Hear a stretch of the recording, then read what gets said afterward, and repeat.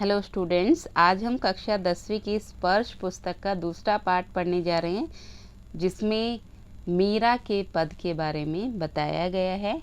इस पाठ में कवि या कवयित्री हैं मीराबाई, जिनका जन्म 1503 में जोधपुर चोकड़ी गांव में हुआ और इनकी मृत्यु 1546 में हुई है। इस पाठ में 2 पद हैं और दोनों पदों में यह बताया गया है कि मीरा कृष्ण की भक्ति में इस तरह से विभोर अभिभूत है कि वो चाहती है कि वो उन्हें जल्द से जल्द दर्शन दे दें। वो उनकी सेवा में सदा रहना चाहती है और उनसे इतना भी सब्र नहीं हो रहा कि सुबह हो जाए। वो चाहती है कि रात को ही मीरा के सपने में गिरधर नागर श्री कृष्ण जी आए और उनको जमुना के किनारे दर्शन देकर जाएं। ठीक है, तो देखिए पहला पद। हरि आप हरो जन री भीर, द्रौपदी री लाज राखी आप बढ़ायो चीर। भगत कारण रूप नरही, धरियो आप शरीर। बढ़तो गजराज राख्यो, काटी कुंजन पीर। दासी मीरा लाल गिरधर हरो महारी भीर। आइए कठिन शब्द देखते हैं। हरि का मतलब होता है श्री कृष्ण, जन का मतलब होता है भक्त, भीर का मतलब होता है दुख दर्द, लाज का मतलब होता है इज्जत, बढ़ायो मतलब बढ़ाना, चीर का मतलब कपड़ा या साड़ी। नरहरि का मतलब होता है नरसिंह रूप, धरियो का मतलब धरना, शरीर का मतलब शरीर, गजराज का मतलब होता है हाथी, काटी कुंजन, गजरात मतलब इरावत जो हाथियों का राजा होता है, और कुंजर का मतलब होता है हाथी। दासी मीरा लाल गिरधर हरो महारी, महारी का मतलब होता है हमारी, भीर का मतलब होता है दुख दर्द। तो ये है इनके कठिन शब्द।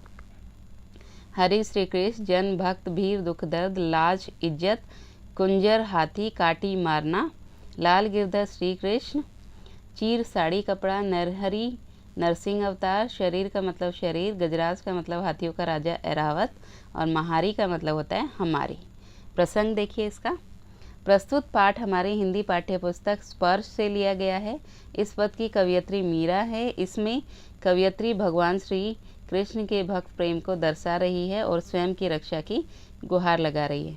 प्रसंग में हम सबसे पहले किस पुस्तक से यह पद लिया गया है उसका नाम लिखते हैं, उसके बाद अध्याय का नाम, कवि या कवयित्री का नाम, और उसके बाद पद में क्या दिया हुआ है उसके बारे में हम लिखते हैं।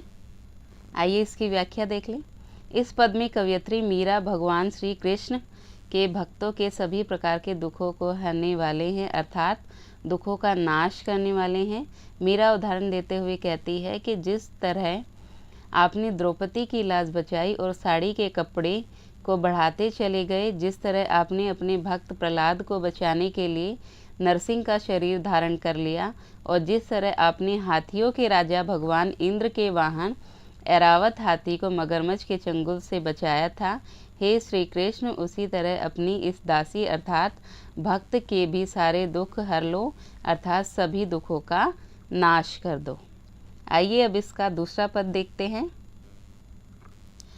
श्याम महाने राखो जी, गिरधर लाला महाने चाकर राखो जी। महाने का मतलब होता है हमें, चाकर का मतलब होता है नौकर।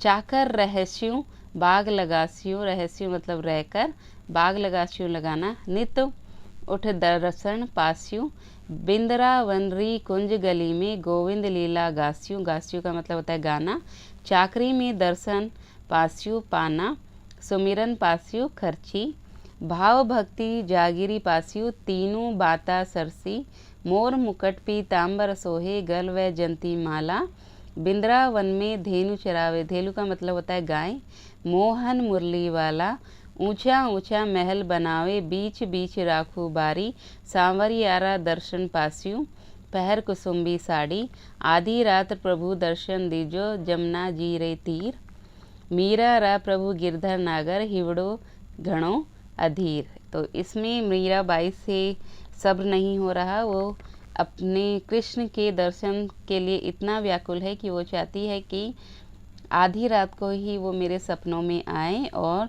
जमुना जी के किनारे मुझे दर्शन देकर जाएं, मुझे वो अपना नौकर रख ले ताकि मैं हर पहर उनके दर्शन करते रहूं, उनके लिए बाग लगाऊं जहां पर आकर वो मुरली बजाएं। ठीक है, देखिए इनके कठिन शब्द। श्याम का मतलब होता है श्री कृष्ण, चाकर का मतलब नौकर, रहस्यु रहकर, नित्य हमेशा, दर्शन दर्शन, जागिरी जागीर या साम्राज्य, अधीरा व्याकुल होना, कुंज का मतलब हो रहा है संकरी, पीताम्बर पीले वस्त्र, धेनु गाय, बारी बगीचा, पहर पहनकर, तीरा का मतलब होता है किनारा। आइए अब इसका प्रसंग देखते हैं। प्रस्तुत पद हमारे हिंदी पाठ्य पुस्तक स्पर्श से लिया गया है। इस पद की कवयित्री मीरा है। इस पद में कवयित्री मीरा श्री कृष्ण के प्रति अपने प्रेम का वर्णन कर रही है और श्री कृष्ण के दर्शन के लिए वह इतनी व्याकुल है कि वह यह दर्शा रही है। व्याख्या देखिए। इस पद में कवयित्री मीरा श्री कृष्ण के प्रति अपनी भक्ति भावना को जागर करते हुए कहती है कि हे श्री कृष्ण, मुझे अपना नौकर बनाकर रखो। अर्थात मीरा किसी भी तरह श्री कृष्ण के नज़दीक रहना चाहती है, फिर चाहे नौकर बनकर ही क्यों न रहना पड़े। मीरा चाहती है कि नौकर बनकर मैं बगीचा लगाऊंगी ताकि सुबह उठकर रोज़ आपके दर्शन पा सकूं। मीरा कहती है कि वृंदावन की संकरी गलियों में मैं अपने स्वामी की लीलाओं का बखान करूंगी। मीरा का मानना है कि नौकर बनकर उन्हें 3 फायदे होंगे। पहला, उन्हें हमेशा कृष्ण के दर्शन प्राप्त होंगे। दूसरा, उन्हें अपने प्रिय की याद नहीं सताएगी। और तीसरा, उनकी भाव भक्ति का साम्राज्य बढ़ता ही जाएगा।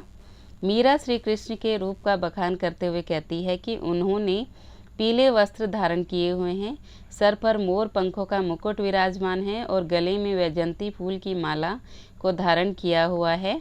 वृंदावन में गायें चराते हुए जब वह मोहन मुरली बजाता है तो सबका मन मोह लेता है। मीरा कहती है कि मैं बगीचों के बीच ही ऊंचे ऊंचे महल बनाऊंगी और कुसुम्बी साड़ी पहनकर अपने प्रिय के दर्शन करूंगी, अर्थात श्री कृष्ण के दर्शन के लिए साज श्रृंगार करूंगी। मीरा कहती है कि हे मेरे प्रभु गिरधर स्वामी, मेरा मन आपके दर्शन के लिए इतना बेचैन है कि वह सुबह का इंतजार नहीं कर सकती। मीरा चाहती है कि श्री कृष्ण आधी रात को ही जमुना नदी के किनारे उसे दर्शन दे दे। तो ये थी दूसरे पद की व्याख्या। आपको अच्छी तरह से समझ आ गया होगा। इन दोनों पदों की व्याख्या आपको अपनी कॉपी में, फेयर कॉपी में नोट डाउन करनी है और नोट्स बनाने हैं कठिन शब्दों के साथ।